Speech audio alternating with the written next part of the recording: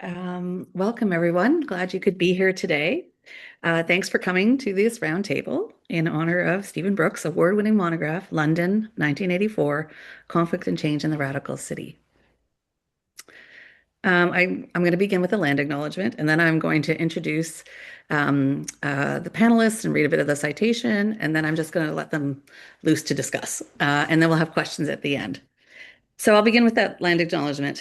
We're gathering today in a virtual space, but each of us is joining from a physical spot, from the traditional and ancestral and unceded territory of Indigenous peoples across what is now called Canada.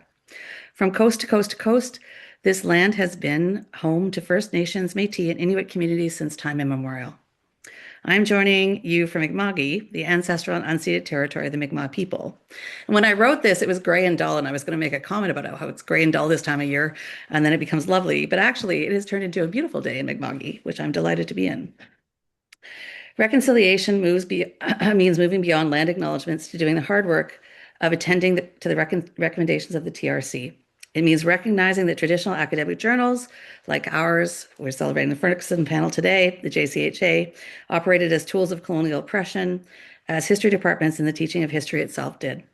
Recognition of this wrongdoing is not reconciliation. It is only the beginning of a long and difficult process of necessary restorative justice, a process that we at the journal are just beginning.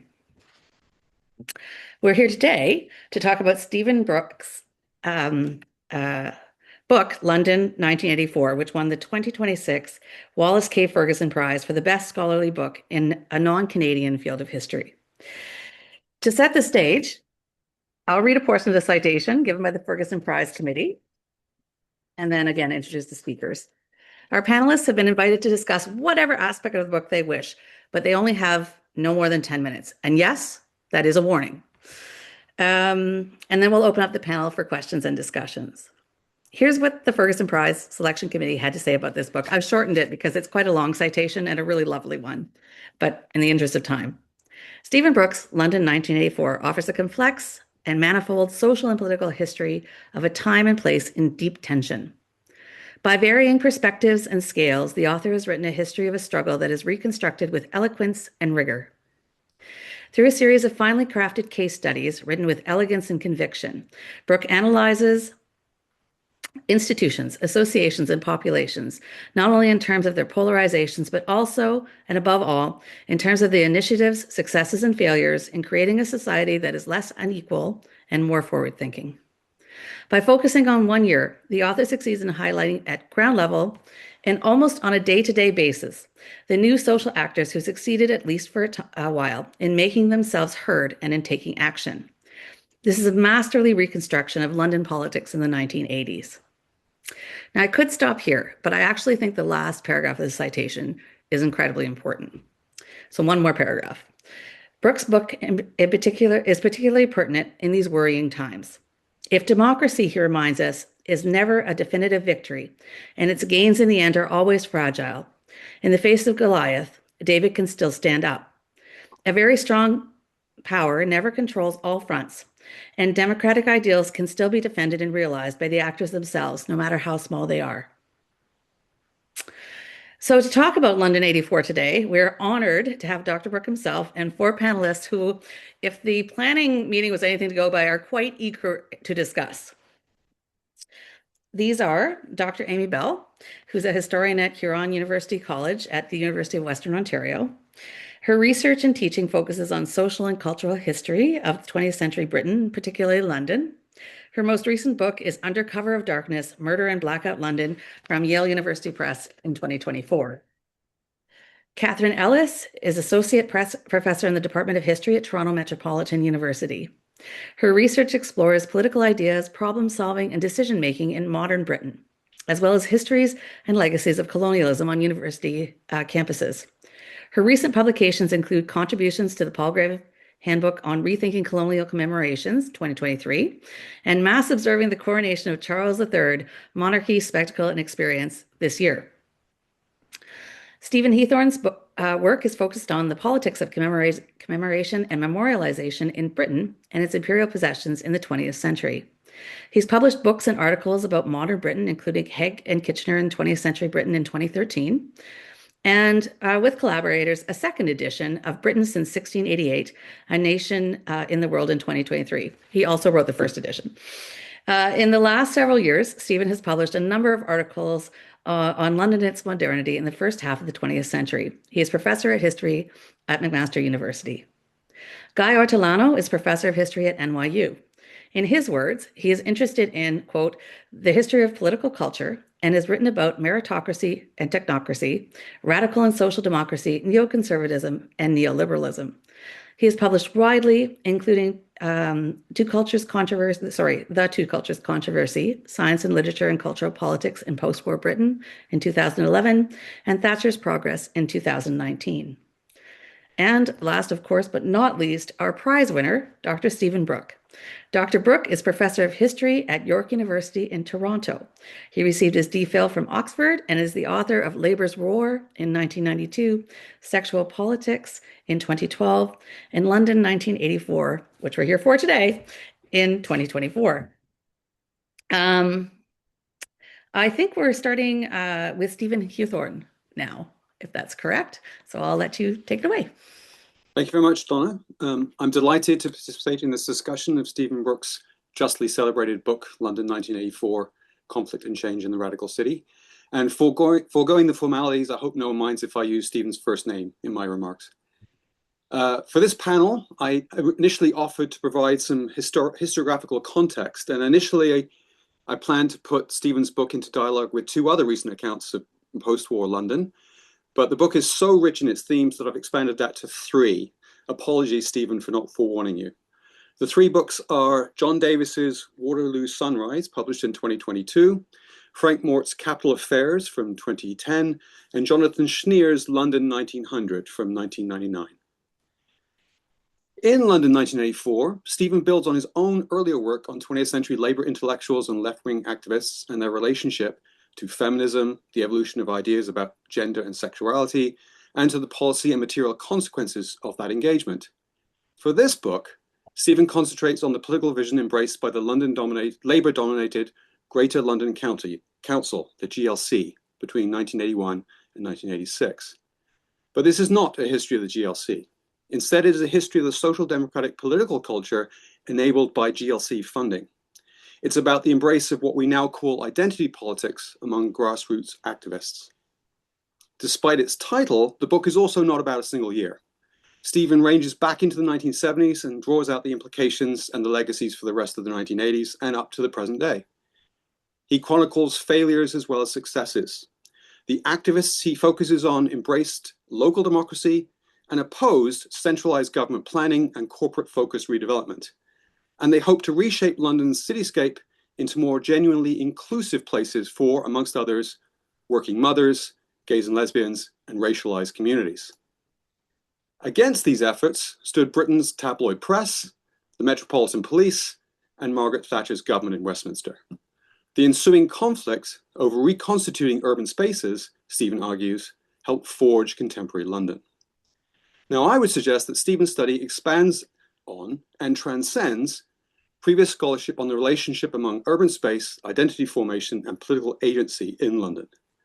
And here, Frank Mort's book about the 1950s is pertinent, because Mort's book is perhaps the culmination of a scholarly tradition that has investigated the construction of sexuality, gender relations, and moral geographies through representations of London spaces. Mort, heavily indebted to Judith Walkowitz's pioneering 1992 book, City of Dreadful Delight, explored the complications of a largely elite-focused permissive society years before the term London swings ever graced the cover page of Time magazine.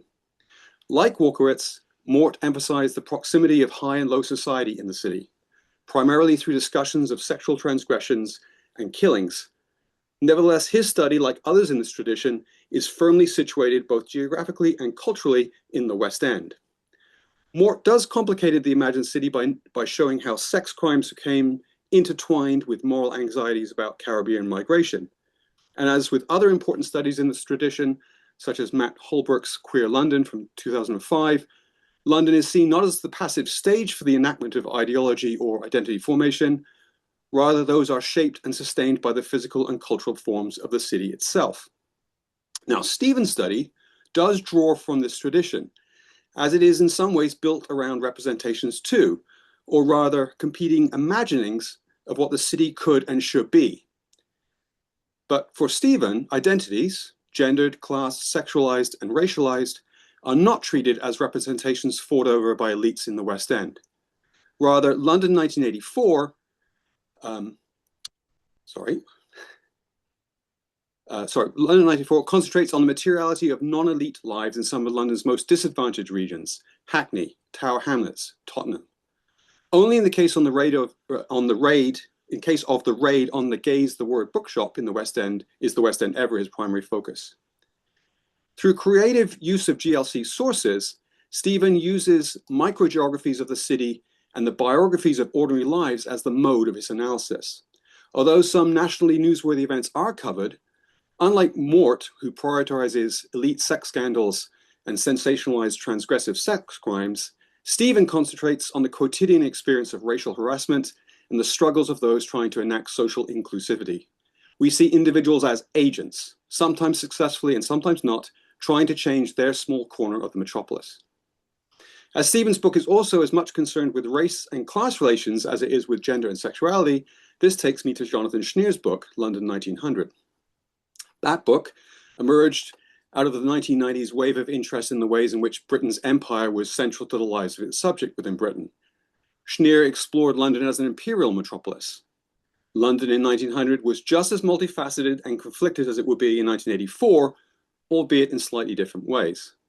In 1900, London was at the very same time an industrial city with tense labor relations and an unambiguous imperial capital, albeit one that had largely eluded elite attempts to impose imperial monumentality on it, particularly compared to its European competitors. And it was a place where radical anti-colonial conferences were also staged. Schneer was largely successful in depicting the imperial character of London in 1900, but he struggled to demonstrate that imperial identities were formed in its industrial areas amongst working class residents, ultimately relying on a very speculative analysis of the London docks and petty pilfering of colonial products by East End dock workers.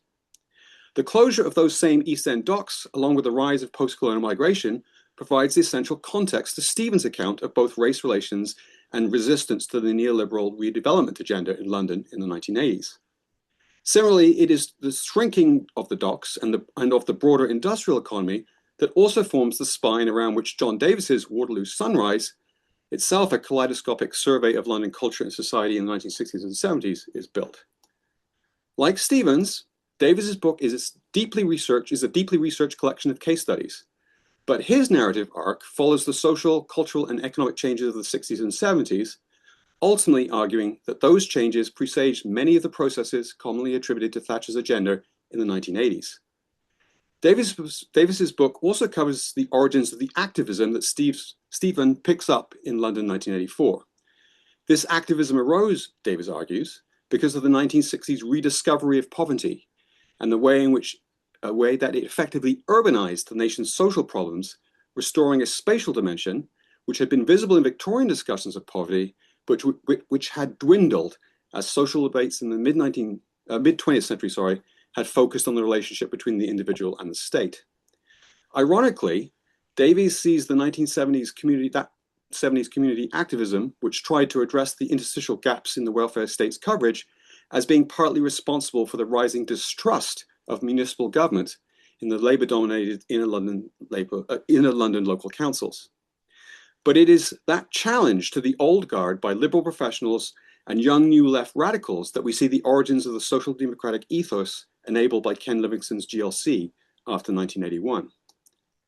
Davis also concentrates on the Londoners that Stephen does not. The expanding small business and property owners, many of whom Davis suggests were by the end of the 1970s culturally already where Thatcher wanted to take the rest of the country. The London swing to Thatcher's Tories in 1979 was not as pronounced as it was in other regions in southern England, but Davis argues the erosion of post-war orthodoxies, which ultimately made Thatcherism possible, was well advanced in London by the late 70s. It was to these London folk, the restaurateurs, the suburban property owners, the cab drivers, and the corner shop proprietors, amongst others, that the screaming tabloid headlines warning about the loony left on the GLC in the early 1980s were clearly directed.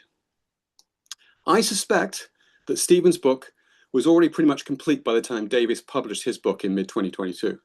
And personally, I find the two books quite complementary. But I'll end with a question for Stephen about how he sees the dialogue between his book and Waterloo Sunrise. Does Davis's story complicate or not the narrative that you have developed in your excellent London 1984? Thank you. Thank you, Stephen. We're going to move on and like I said, have a discussion at the end. So our next speaker is Guy Ortolano. Guy? Thanks, Donna. I noticed while Stephen, while you were speaking, I could see behind you the four books that you were discussing on the top of your shelf. So you have visual evidence that you really read and referred to them. I feel like I should have attended to my backdrop more. Stephen, this is a wonderful book. I'm really happy to talk about it. And I'm actually going to time myself so I don't get surprised by Donna. Okay. So, how can we explain the transformation in post-war British political culture from social democracy to neoliberalism?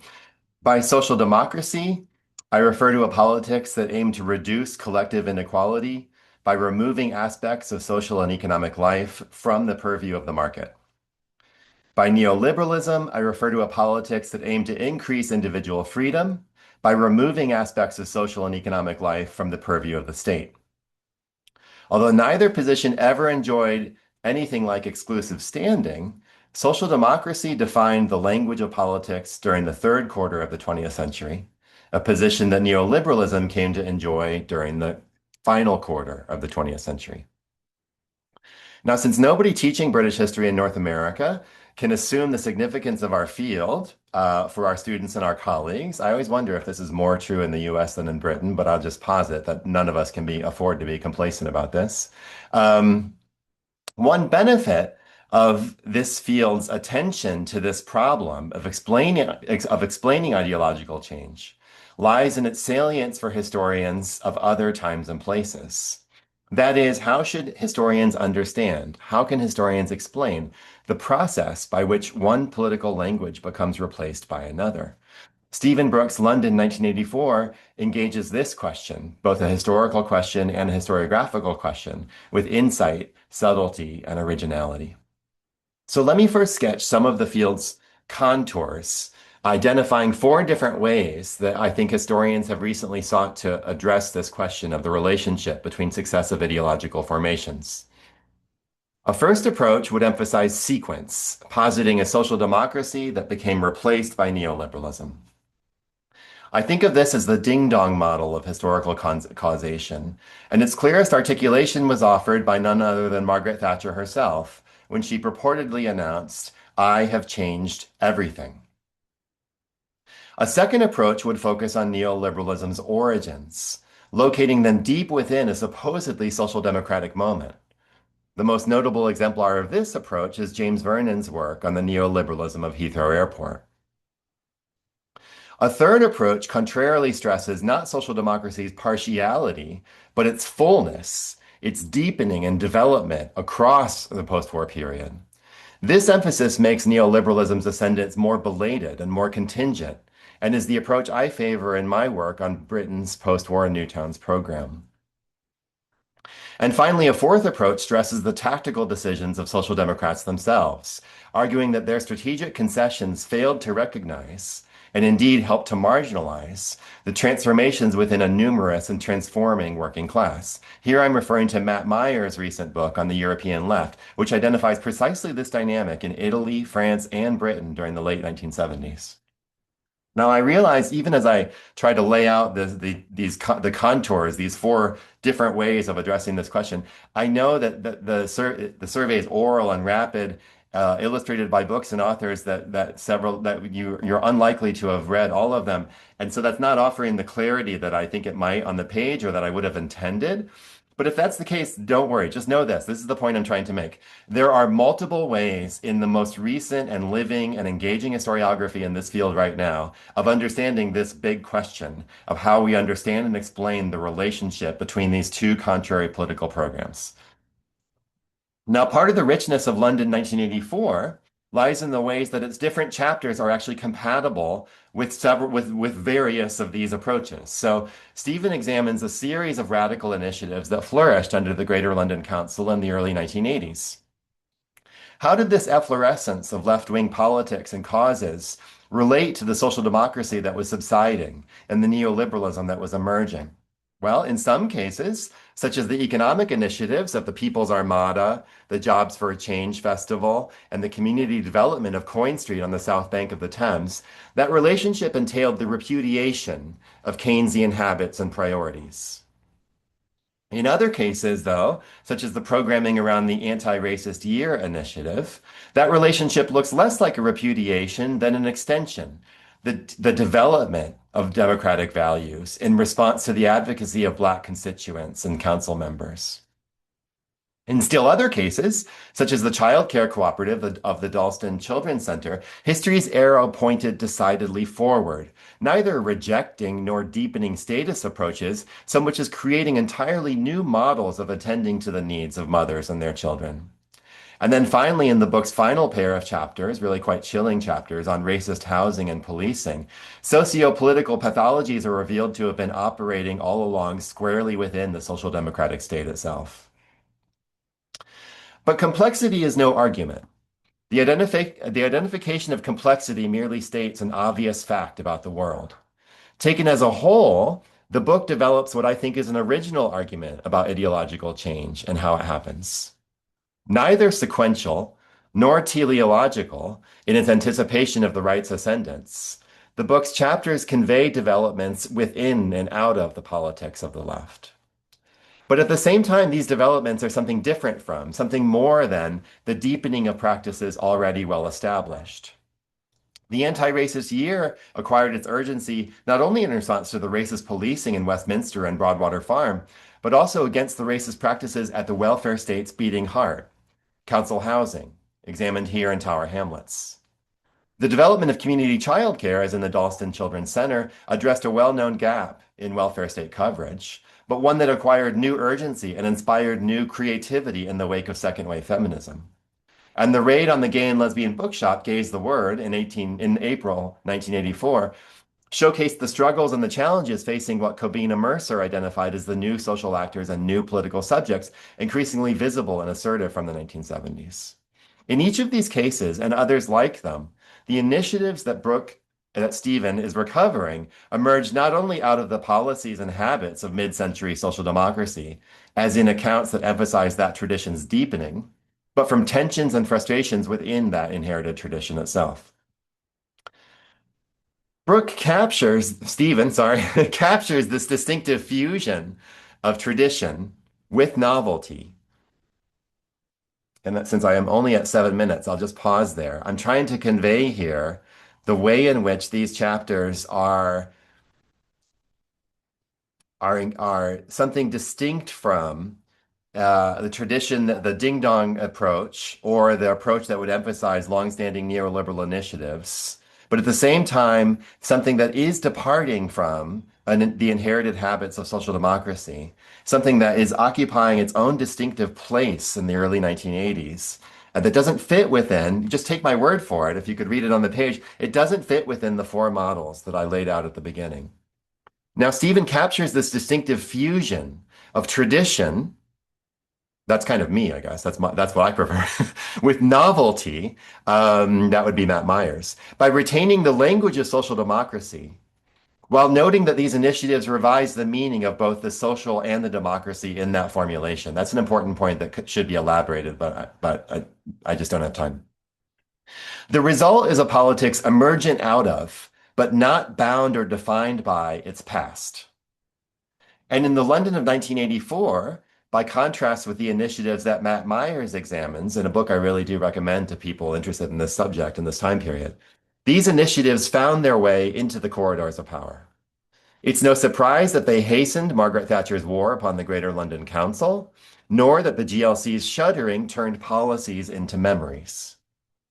Memories, though, matter as indications of the possible and as precedents for their achievement.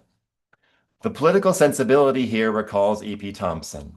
The workers, he wrote in 1965, having failed to overthrow capitalist society, proceeded to war in it from end to end.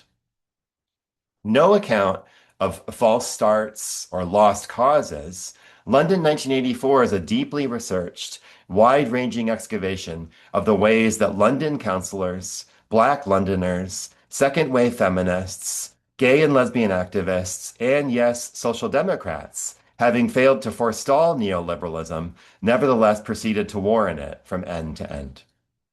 Thanks, and congrats, Stephen. Thank you so much. We will have a moment to thank all of our four speakers at the end, just trying, in the interest of time, just trying to move on. So our next speaker is Catherine Ellis. Catherine? Thank you very much, Donna, and thank you, Stephen, for the opportunity to be here. I will say Donna offered us 10 to 12 minutes, I think, to speak originally, so I'm probably going to take the 12, but apologies. I'll try to move through as quickly as I can. But I do want to begin with a little personal disappointment with this book. In an earlier article, Stephen referred to a tea towel that was produced by the Women's Cooperative Guild, which, as he pointed out, was emblematic of the ways in which the Greater London Council, the GLC, could foster the aspirations of everyday people. Cooperative Guild's tea towel would enable citizens to, and I quote, hold the utopian vision every time you do the washing up. Now, that slight disappointment, the fact that the tea towel didn't make it from the article into the book, points out nonetheless to the book's greatest strengths. That is Stephen's exploration and evocation of an everyday culture of democracy in the 1980s.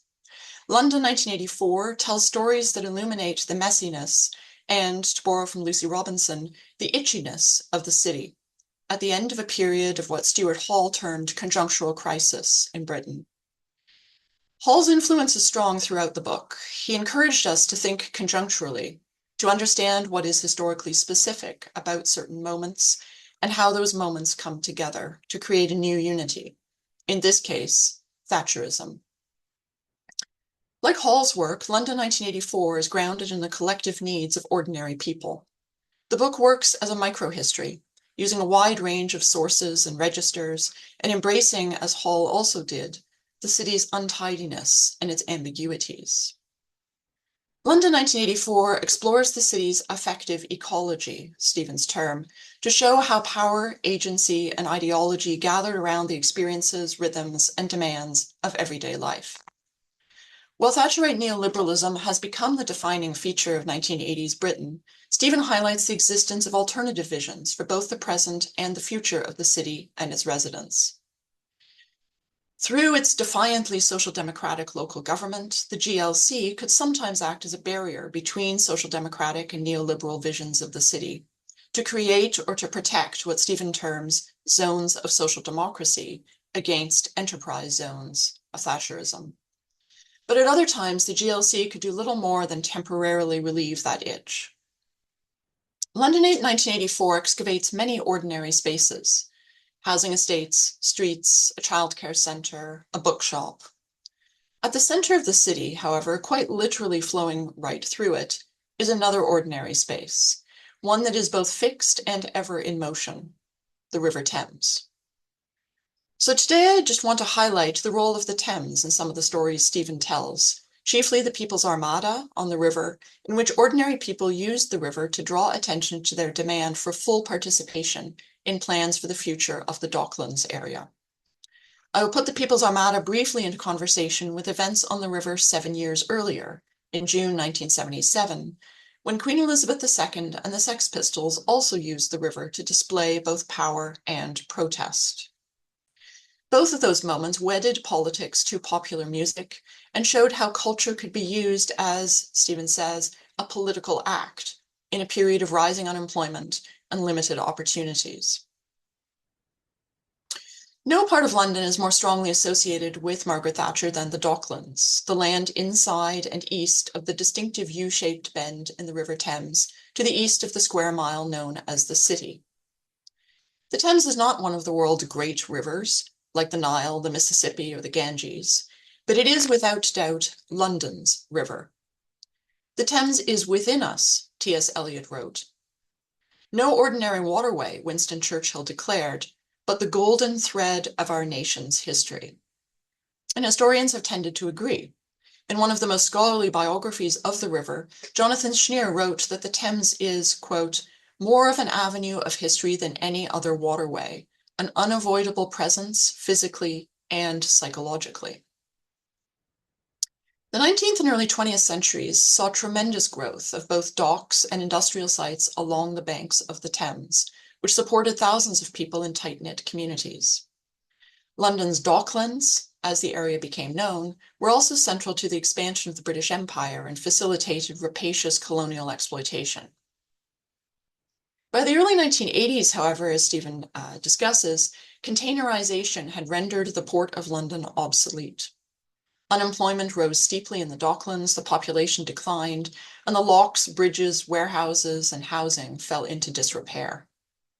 The 22 square kilometer area had already been subject to multiple plans for redevelopment in the 1970s, but none of them had proved durable or fulfilled.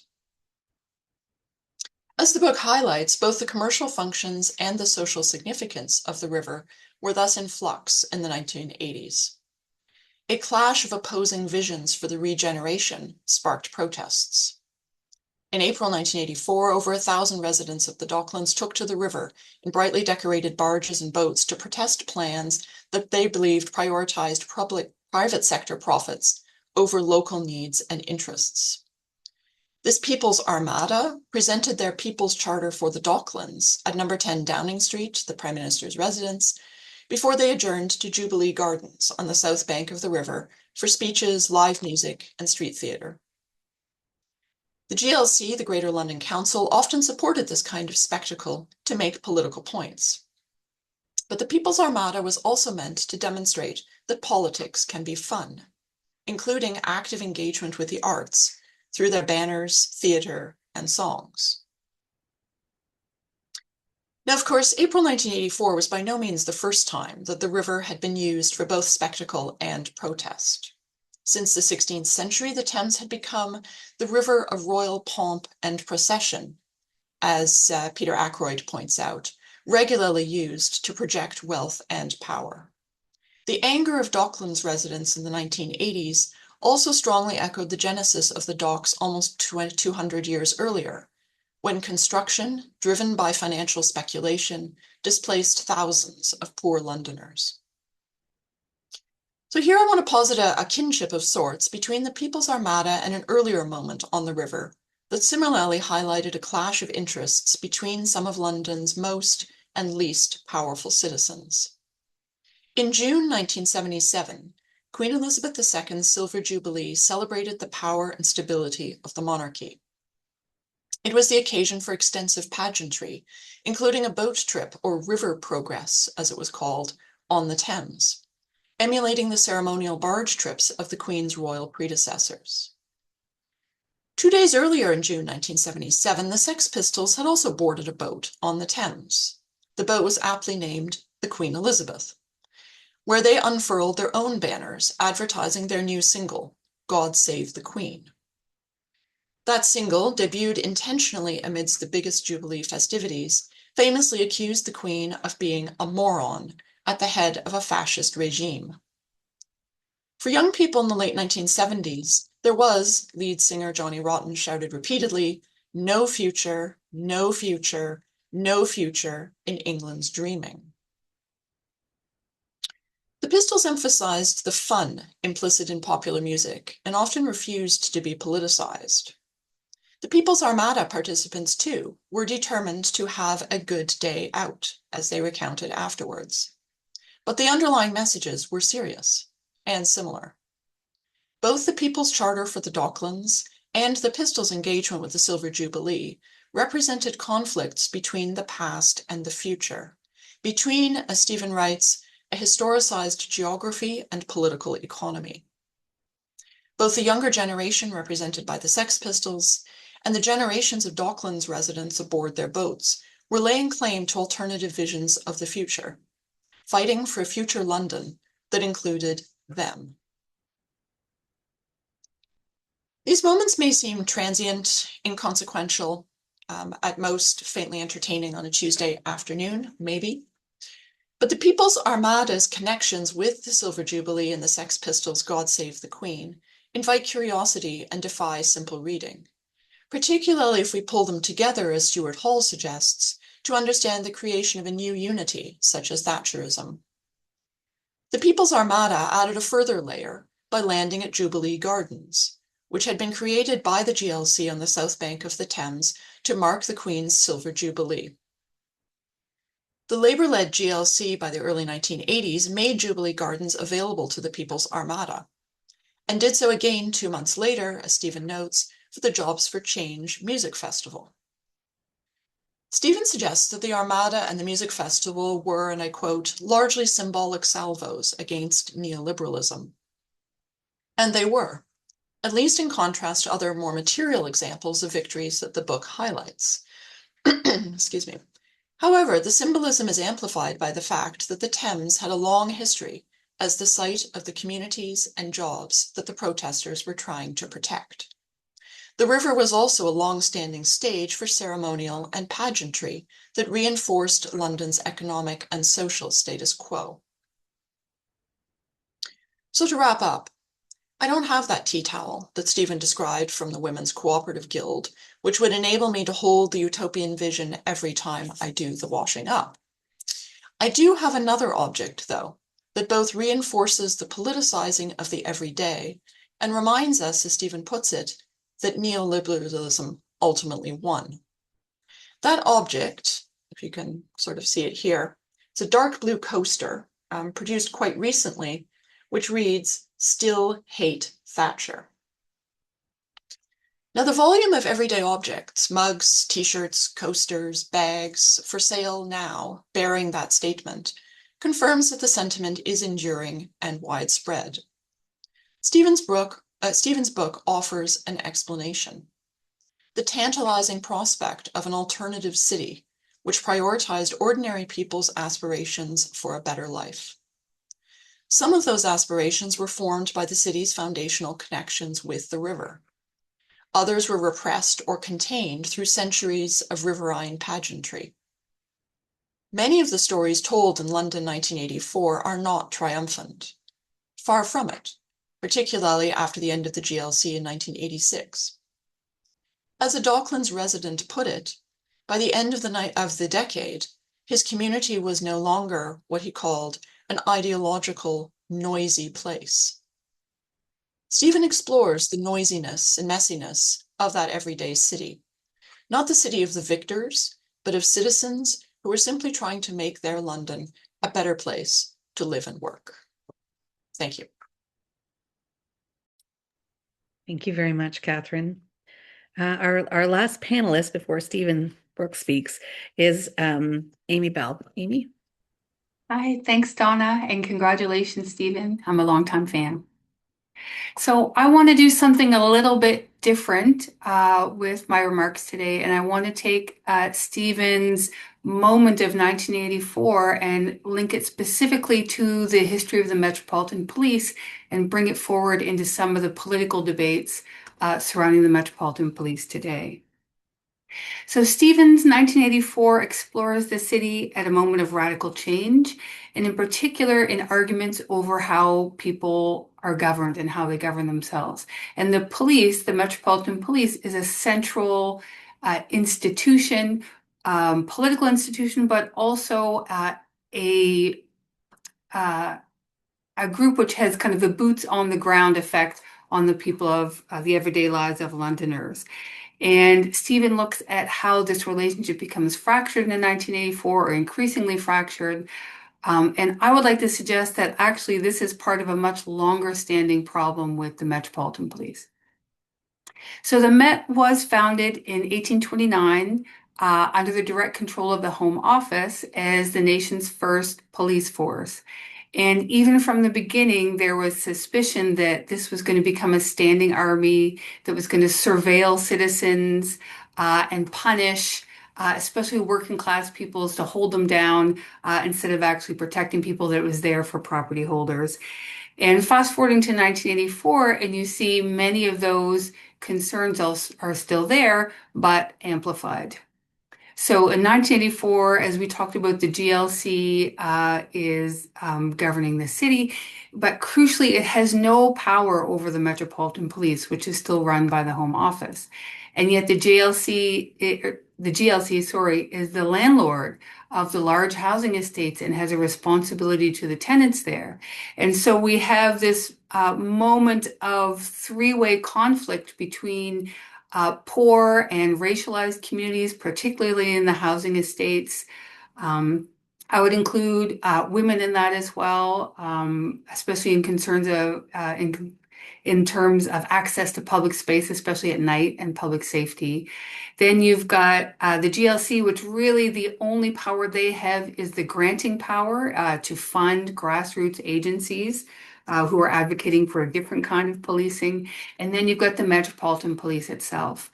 And in 1984, they're using sus powers, so the stop and search powers, which Stephen points out is one of the most enduring legacies of the Thatcher years, disproportionately against Black people and especially Black youth on the estates.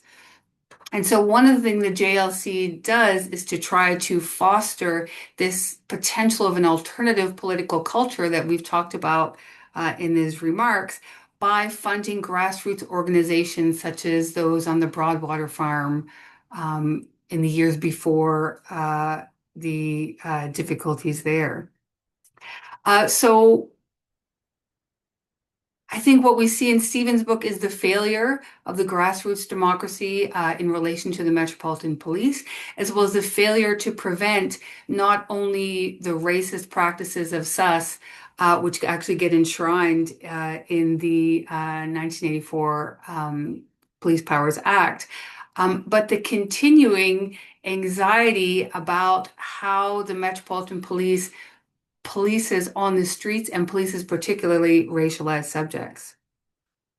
So in the years after 1984, we see obviously continuing riots. 1995, another Brixton riot, concerns about the racist murder of Stephen Lawrence in 1993, and the bungled police investigation that followed. And this led to the McPherson inquiry in 1998, famously declaring that the Metropolitan Police were institutionally racist. So it seems as if there would be a potential to remedy that by the creation of the new Lord Mayor's office in London in 2000. So once that office is created, it has many of the powers that the GLC had, but concentrated in this executive person and their office. And they also have more power over the Metropolitan Police. That it is the mayor that appoints the police commissioner. The mayor has direct legal oversight and budgetary authority through the Mayor's Office for Policing and Crime, MOPAC. And so the potential for fundamental changes there, of course, depending on who is mayor, but the potential for change is there. So how is that going? Well, according to Charity Inquest, since 1990, 103 Black people have died following contact with the Metropolitan Police. Even during COVID, fines for breaking lockdown rules were disproportionately handed out to Black Londoners. They're also more likely to be the subject of strip searches, including strip searches of children, especially in schools, unaccompanied children. And in 2022, there was a notorious example of this when a 15-year-old girl who was suspected by her teacher of having cannabis was strip searched at the school by a police officer, taken and strip searched by a police officer without her parents. And of course, there was nothing found. And this child Q, as she became known, became part of this increasing anger against the Metropolitan Police. That anger really erupts, though, I would argue, when Sarah Everard, the Sarah Everard case gets involved. And I mean, there's potentially a racialized dimension to that as well. So Sarah Everard is a woman who was walking home alone one night along the Clapham Common in 2021 in March. And she gets stopped by an off-duty police officer, Wayne Couzens, who arrests her, fake arrests her, after showing her ID, puts her in his car, drives her to Kent, rapes her, and murders her. And he's found very quickly through CCTV evidence, and the body is found within a week, and he ends up pleading guilty, and he's subject to a whole life term. Now, Wayne Couzens had been reported for other sexual offenses in the past, including instances of indecent exposure going back to 2015. And so there immediately was concern, first of all, about why he was not vetted more carefully within police, within the 3 police forces in which he had served. And the Metropolitan Police got further criticized when they, first of all, banned a vigil for Sarah Everard that was to be held on Clapham Common. And then when people came anyway, they arrested the organizers and very publicly, in public ways. And the images of these masked riot gear police kind of not attacking, but arresting violently these young women seemed to symbolize the violence of the Metropolitan Police, not only against Sarah Everard, but against women in general who were trying to reclaim their right to public space. And perhaps the Metropolitan Police was reacting to criticism of it by the populace. So this actually did spark some change, including 2 inquiries, which both found that the failure to vet Wayne Couzens and his behavior was part of a larger misogynistic culture within the Met. And then the Mayor of London, City Ken, in 2022 said there was evidence of systemic sexism, racism, homophobia, discrimination, and misogyny in the Met. He appointed a new commissioner, Mark Rowley, and he also placed the Met under increased observation by the Standards Committee for a period of 5 years. The police themselves commissioned Baroness Louise Casey to lead an independent review of its culture and standards of behavior. And her report, which was released in 2023, found that the Metropolitan Police Service was institutionally racist, misogynist, and homophobic. And when this report was released, the only reaction from the Home Office was, well, when we find those bad apples, we're going to fire them more quickly than we did before. And the same was true. The same was a response from Mark Crowley as well. So we can say that in many ways the Met has, although it's now been released from the enhanced monitoring, it seems to have made certain changes, especially as regards their treatment of children and vulnerable people. We seem to still have a force that has not taken on board the findings of these inquiries that are related to their culture and how they police themselves, and whether they're able to police themselves and get rid of this racist, misogynist culture. So what is the solution to this? So the individual solution, for example, the organizers of the Sarah Everard Vigil, Reclaim the Streets, actually sued the Metropolitan Police and won. And the 2 of the women arrested also sued and won. So you can reclaim through the courts to try to force the Metropolitan Police to change their ways. But although they paid damages, they refused to really accept responsibility that they had really done anything wrong in the context of COVID rules and lockdown rules. So is there a way, in Professor Brooke's words, to create an alternative political culture within the institution? So going back to 1984, one of the ways the GLC did this was try to partner with community organizations. So doing a contemporary survey of organizations that work in particular with Black youth in London, I was really struck by the fact that almost all of them focus on entrepreneurship, on social mobility. There are very few organizations that try to look at kind of the systemic barriers that are facing Black youth, as well as the police targeting of Black communities. And the one forefront, which aimed to challenge the criminalization of Black youth, closed last year when the estate that they were on, the Graham Park estate in Barnet, is in process of gentrification. And so they lost their offices, they disbanded the organization.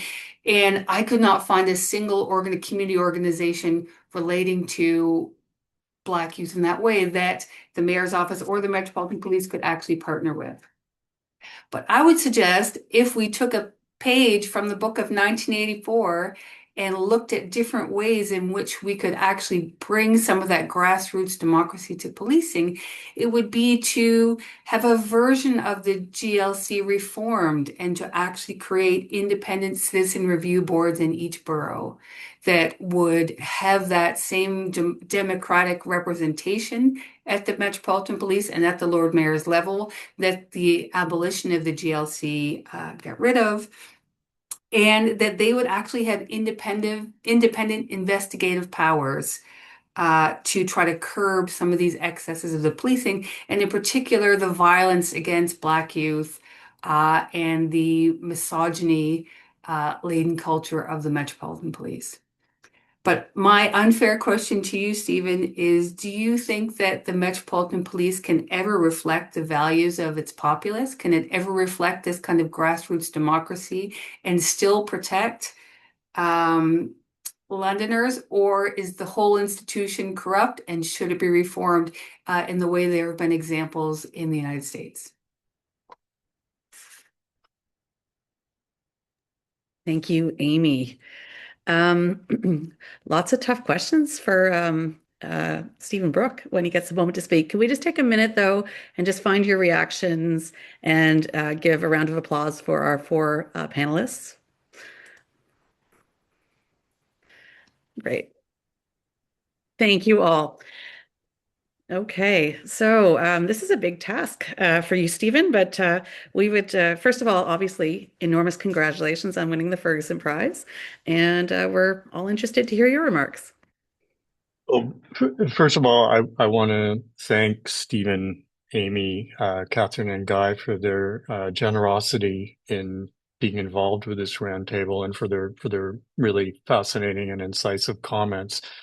It really is such a privilege, a rare privilege to have people whose work I admire so much and I've liked for a long time to talk about my book. I also want to say thank you to the CHA and Catherine Charlton, and in particular to Donna Trembinski, who was so generous in bringing together this panel. Again, it's a really rare privilege to have something like this, and I really appreciate it.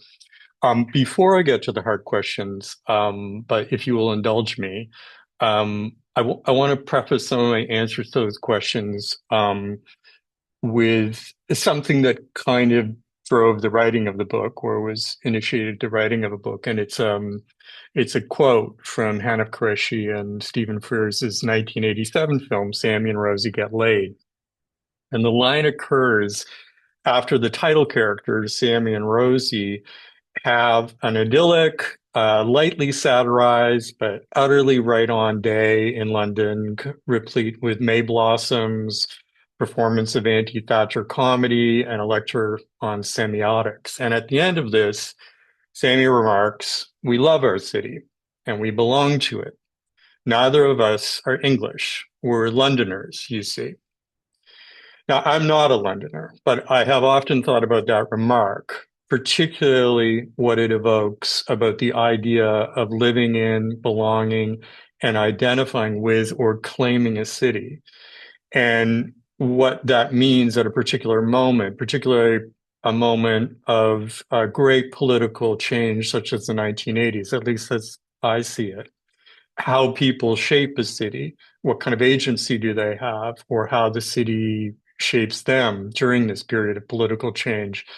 In this case, whether, and this is sort of introduced talking what Guy Ortolano was saying, in this case, whether it's from social democracy to neoliberalism, or what I believe something more ragged and complicated, and it's these questions about living in, belonging to, claiming a city in the midst of deep political and social change. That's what really ran through the book. It also really what I was trying to do with the book. It's very much influenced by people like Stuart Hall, by Cobina Mercer, by Anna Marie Smith, who were commentating on these changes at the time.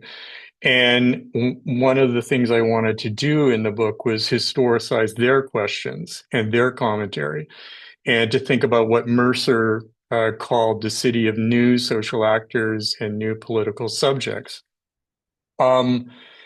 Well, as it comes today, have suggested, being a Londoner in the 1980s was shaped by, as Stephen points out, thinking about historical reference, or as Guy was talking about, and I think Amy was talking about a little bit, being shaped by ideology and by power, and as Catherine says, by space.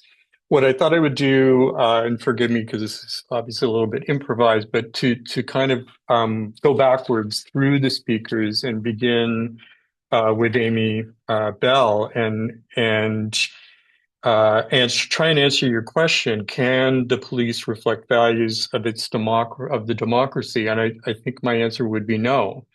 And there are few reasons for that. And again, I think your commentary was so well rooted in contemporary things.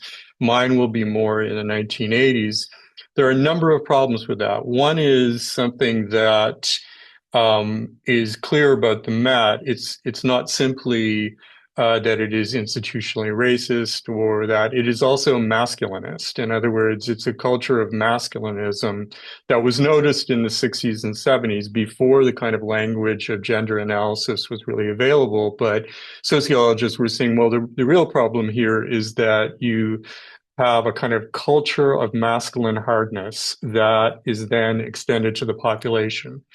So that's a problem. I think the other problem is, and I guess this is more about the 1980s, and again, I'm kind of drawing from my influence by people like Andrew Gamble and Stuart Hall, is that the police are a form of authoritarian populism. They are a popular institution with most people, except minority groups in society.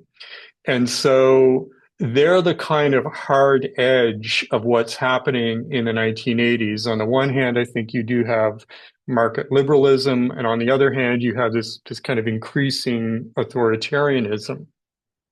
What's very striking about that, I think, is that, first of all, the groups that they have control over, particularly ethnic minority groups, but also gay and lesbian people and women, are frightened of them.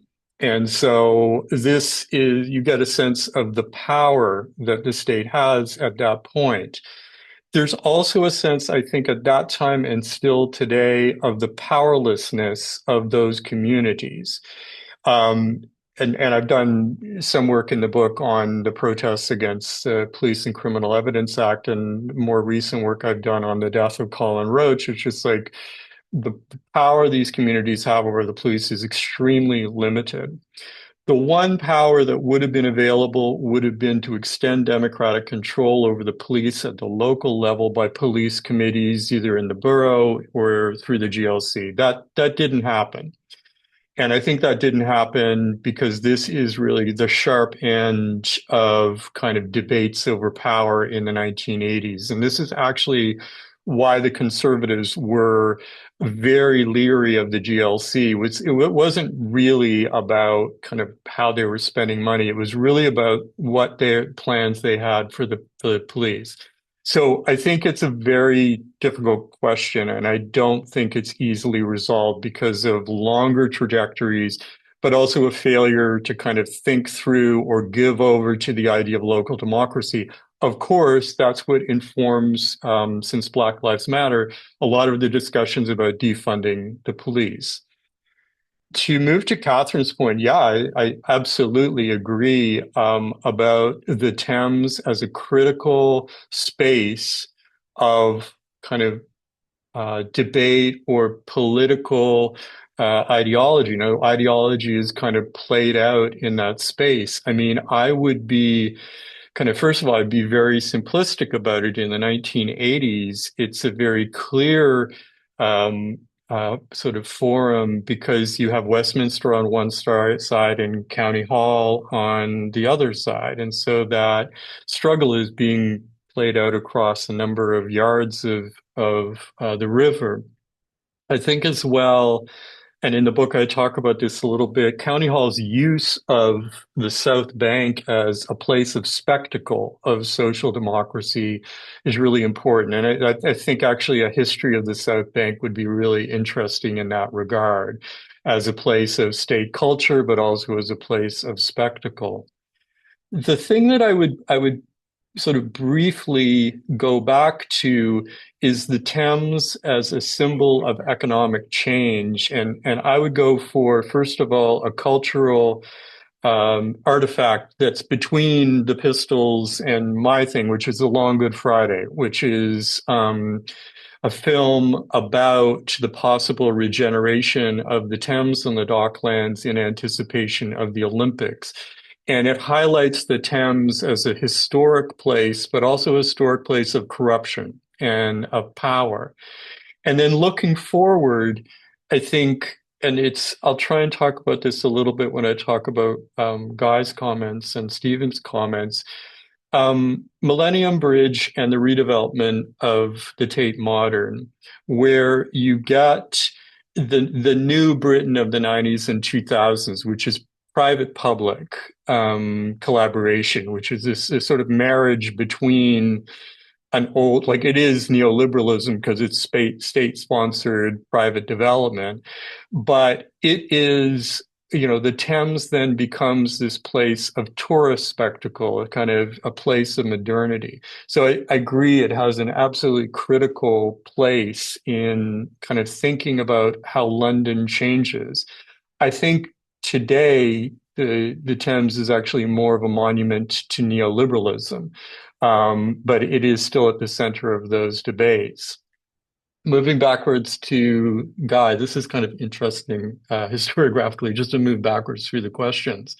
First of all, I want to acknowledge my debt to Guy's wonderful book on Thatcher's Progress, which is a really, really great kind of literal tour through the ideology that is at play during the Thatcher years.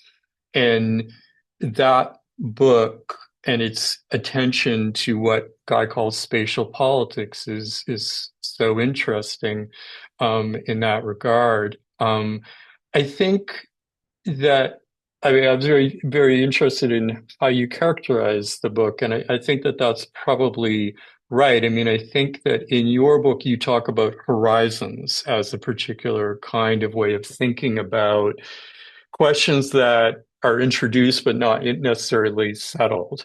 And I think that that's my view of kind of what is happening in the 1970s and 1980s.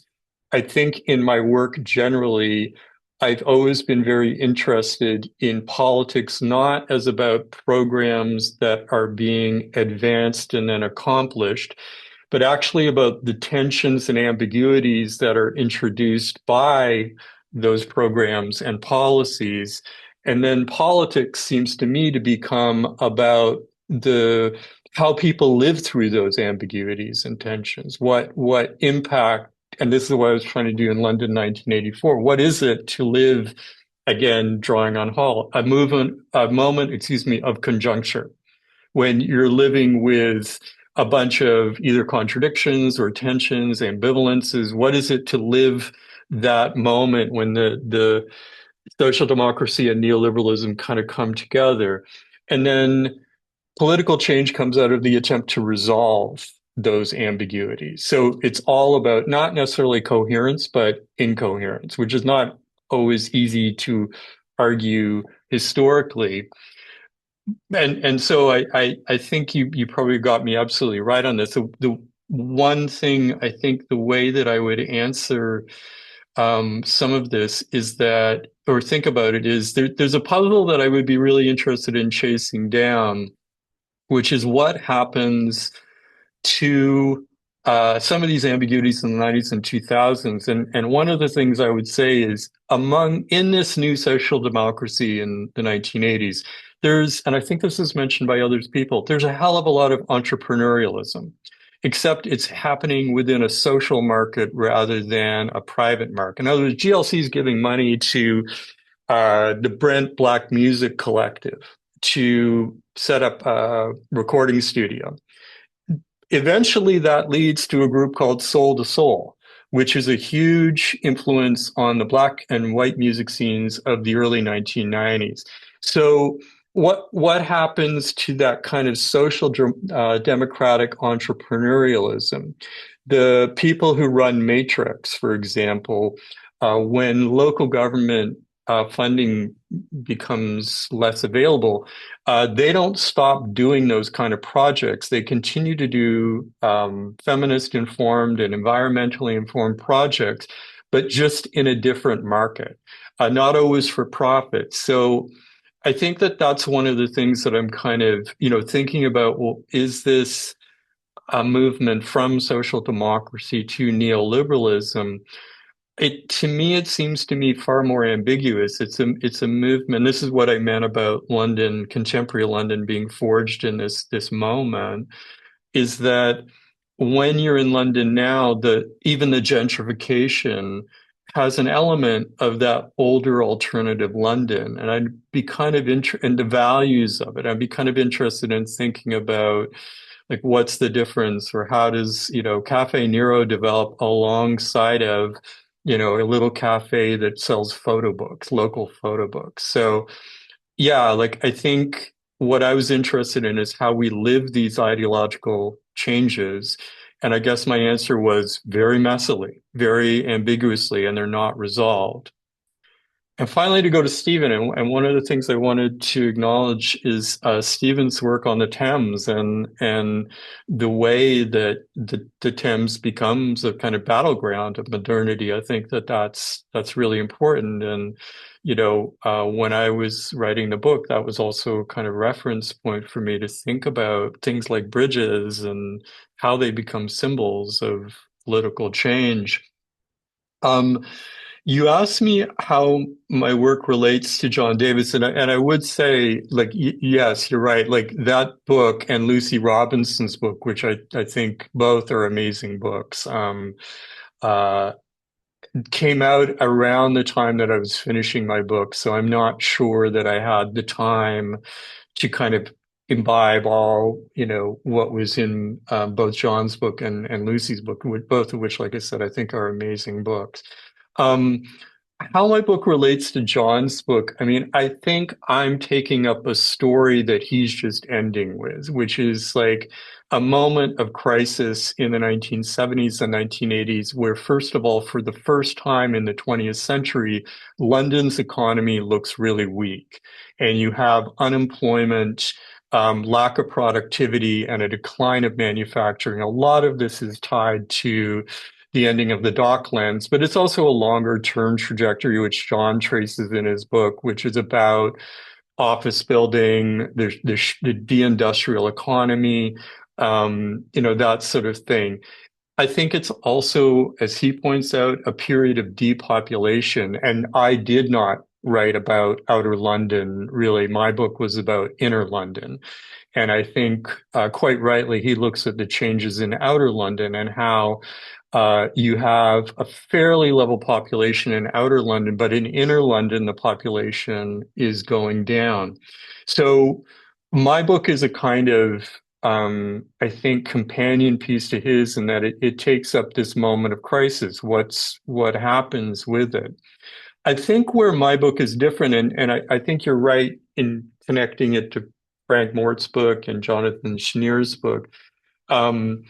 My book is different methodologically. I think that, John's book it takes case studies, but it's very much a kind of panoramic narrative as well, from London from the swinging 60s to the kind of present day. I felt I couldn't write a book like that. I mean, I think that books on the 80s had been done like that. I was also more interested in doing a slightly different kind of book, which is more along the lines of Jonathan Schneer's book, or I was very influenced by Karl Schlogel's books on Moscow and Eric Hazan's books on Paris, and my colleague Nick Rogers' book called Mayhem, which very, very influential on me. And just sort of thinking about like, well, how can I write a book about a much more compressed period of time? But that would give me is actually the ability to write, as I hope I've done, about ordinary people and get voices of, not just the people who left particular kinds of records, but other kinds of records. And that's where the London Metropolitan Archives, as it was known, gave me such an opportunity, because there was this crazy amount of GLC records, and one of them was all these grant applications. And in each of those grant applications, there was a little story being told by a community organization about themselves. And so that's where I found the Dalton Children's Center. That led me to interviewing those people and smaller groups like that. And I think that allowed me to write a different kind of book to John's book that took up some of the themes that he took up, but in a much more kind of telescoped way. I think the other thing that I would say about my book in relationship to John's book is I'm kind of less certain about what the future holds at the end of my book. I'm not, that would be another book to write, but like, what is it that kind of persists after the GLC, after all this public funding goes out? How do these organizations exist? They do exist. I mean, like, one of the great things about doing interviews, of course, is that you find out what people do after a particular moment. And of course, they did have lives, and it's really interesting. But I think that I would be much less certain of offering a narrative that goes into the 1990s or 2000s. So I'm going to stop there because I probably talked enough. But again, I really want to thank you all for reading and thinking about the book and offering such wonderful commentary on it. That's made me think about it again. Thank you, Stephen. We'll take a minute and we'll give you virtual applause. Oh, sorry about that. There we go.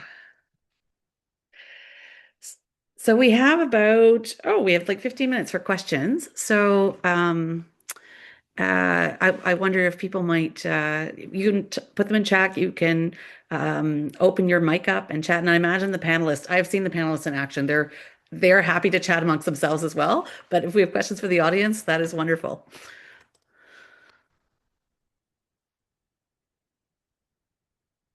Anybody want to jump in? Oh, I think Joan has a question. Yeah, please. You're muted, Joan.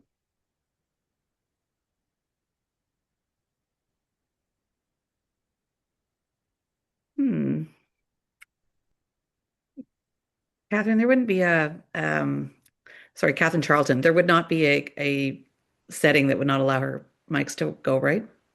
I don't think so, no. I'm just going to send a request to her to unmute. Joan, Okay. can you unmute? I'll send a request as well. Thank you. Yeah, wait. Okay, Okay, there we go. there's something blocking it. Sorry. Thank you so much for this. Absolutely wonderful panel honoring clearly a wonderful book. This is far from my wheelhouse. I have sort of a meta question that goes back to something that Gore Ortolano brought up, which I think is really, really fascinating for all of us who are interested in historical change to think about. And Stephen, if you could say more about this fusion of tradition and novelty in the language of social democracy at this moment, which is, as you say, a moment of conjuncture, but also a moment of, shifting sedimentations of ideas and ideologies. So how the meaning of social and democracy, those key terms sort of shifted at this time. Thank you. Sure. Yeah, I'll try and answer that briefly, and then other people can come in. But I mean, my view of it is that, first of all, it's a particular generation. It's a 60s, 70s generation of social democrats or socialists who are looking at the tradition of socialism and social democracy in Britain in the 1970s in particular and hating it. And what they dislike about it, it's on a number of levels. One is that it's extremely corporate, centralized. There's a kind of deadening hand to it. So that's one problem with it. And the other problem is that it is that tradition of social democracy and socialism, perhaps unsurprisingly, given it's a long-standing tradition, does not have space for feminist women, gay and lesbian activists, or ethnic minorities. And so, and this is what I mean by kind of the ambiguities of socialism produce, or social democracy produce, a change in some ways. And so what happens in the 1970s, among the younger generation, many of whom, are either running, these childcare centers, being involved with anti-racist organizations, or indeed in the GLC, are saying, first of all, we have to get into the local state in order to actually decentralize it. In other words, we're going to deconstruct the state. And that's the democratic imperative. So when they come into power in 81, it's like, we're going to get the money out of the room. So it's a very kind of weird contrapuntal idea that you get into power and then actually deconstruct power.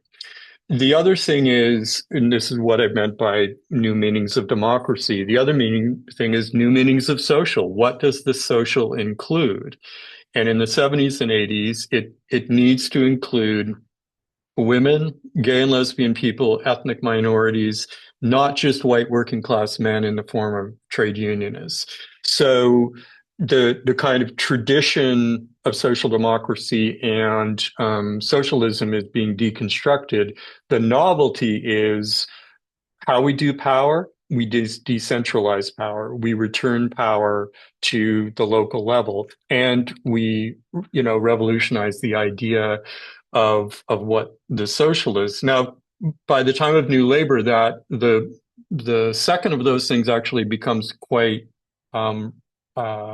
accepted. New Labor is known for its modernity about identity, less so about decentralization, though it does return some power to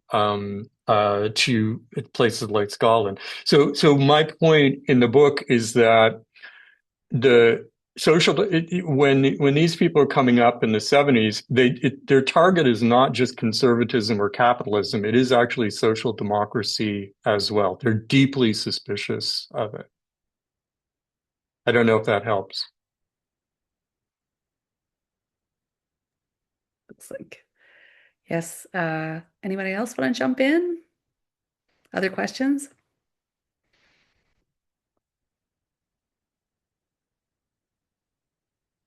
This is where the virtual panel sometimes falls down. It's harder to have discussions. Panelists, did Stephen answer your questions perfectly? Adequately.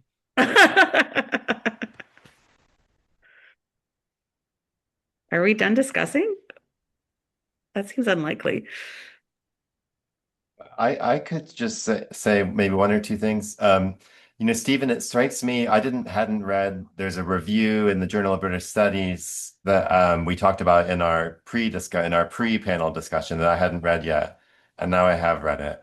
And I really think it's strange in the way that I think the author really agrees with you and doesn't seem to recognize that. I think it's because they were thinking mostly of the chapter on anti-racism. And in my reading of the chapter on the anti-racist year, the language that you're more comfortable with there is a language of what I would call like development or deepening, like a kind of emergent out of a social democratic tradition and an extension, a kind of sympathetic and creative extension of the capacities of a social democratic culture and ethos. It's more sort of organic and emergent, less antagonistic.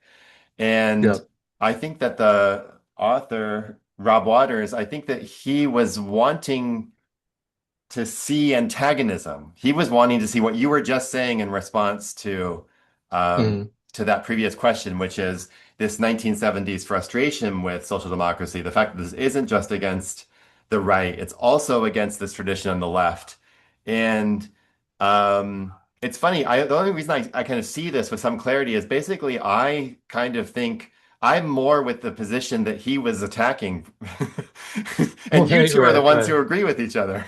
Yeah, no, yeah, like I've got to reread that review, but I found that I really like, I mean, it's, of course I'm going to preface it with I really like Rob's work. And I do. I found that review confusing, and I think that chapter, to kind of back it up a little bit. So the argument is that you have what's called a municipal anti-racism, which has been attacked by some very prominent Black activists, Paul Gilroy in particular, because they see it as a kind of deadening hand on like local anti-racism, and that it simply became about grants being given to anti-racist groups and everybody was sort of changing their ideology to get that money from local government. And so it took the steam out of kind of early 70s ethnic minority radicalism. I don't see that at all. I mean, I think that one of the things that, first of all, I'm going to distinguish, like, I don't think that the GLC is about socialism. I think the GLC, there are socialists in the GLC, for sure. But they're actually not that interested in using the state quite so strongly on everything. In practice, they are more social democratic. In other words, that what they're doing is trying to kind of, whether it's against the police, against the market, they're trying to empower particular groups. It's like new frontiers of welfare, which I think is also something you talked about, Guy. New frontiers of welfare. Let's give money back to these local groups so they can look after whether it's older people in their borough or whatever. It's very chaotic. It's very messy. It's kind of infinite in its variety as much as the city. So what I see in anti-racism is actually kind of a mirror, that they are giving money to groups, all sorts of different kinds of groups. Now, some of these may indeed be kind of not particularly radical, but where I find it confusing is that a lot of the money, at least in the anti-racist initiative, is going to local groups who are using that money to fund private lawsuits against the police. And so it's quite radical in that way. What I find confusing about the kind of argument, and I'm not particularly one way or the other, but the argument against like the anti-racist committee should have done this and they should have done that, is that so what, they were to be more monolithic? You know, that what they actually did is they gave money to community organizations, you know, from Rastafarians to, you know, much more conservative organizations. They reflect, as Hall said, they kind of held the mirror up to society and did it. The other criticism is that the message of anti-racism was vapid in the 1980s, that it was kind of, you know, this thing of like trying to educate white Londoners about their racism. And yeah, like, I mean, I think that if you look at that kind of thing, again, it's not really socialism, it's sort of democratic or social democratic or liberalism. It's trying to kind of get people to be reflective about their citizenship. There are 2 points there, and I'll be really quick about it. First of all, that kind of anti-racism in part is what we have right now. If you look at something like, for example, English football, the Premier League, the Kick Out Racism campaign is very much a campaign that is like a 1980s campaign. In other words, trying to kind of educate people, that white people, for the most part, that racism is bad. The other thing which I'd love to have written more about, though, it's hard to write about, is the other thing is the wonderfully evocative contract compliance. the beginnings of affirmative action is in the 1980s with the GLC, with anti-racism initiatives. And that is a real legacy of those years. And in that, I think you actually do see the GLC doing really hard anti-racist, anti-sexist work, just kind of saying like, you know what, like, if you want a contract from us, you need to think about this. So that's actually, again, I find it's not necessarily criticism of me, but the criticism of what an anti-racist committee did in the 1980s. They had a very ambitious agenda, which of course they didn't accomplish. I mean, we still haven't accomplished that. What they produced was, in some ways, they gave a lot of money to ethnic minority communities and to all sorts of communities. But they also introduced really important questions, which we are still living with right now. So in that, I would actually defend the anti-racist work. They took on, there was a very recent, really great intervention about which is by Rob Waters in part, which we need to think about what race means in social democracy, right? In political ideology in post-war Britain. It's a great point. I think this is how they did that, how they began to think through it. They just couldn't resolve it. So, sorry, that's a long-winded answer to it, but I think it's a really interesting point. Great. Well, we are at 2:28, so I think we should congratulate Stephen one more time and give him a round of applause. So thank you so much. And to thank our panelists who came out and had a good chat. For everyone, and a reminder for the panelists, there is going to be a written roundtable that will be published in the JCHA in fall of 2026, so you can look for that. They'll probably speak a little bit more to each other as they develop that. And again, thank you. I know it's a very busy time of year for academics, so thank you to all the people that came out and participated, and again, especially a final congratulations to you, Stephen. And can I thank all of you, and in particular the panelists and Donna. I really, really enjoyed this and appreciated it. So thank you so much for this. Thanks again. And we'll see everybody soon, I guess, maybe at the CHA.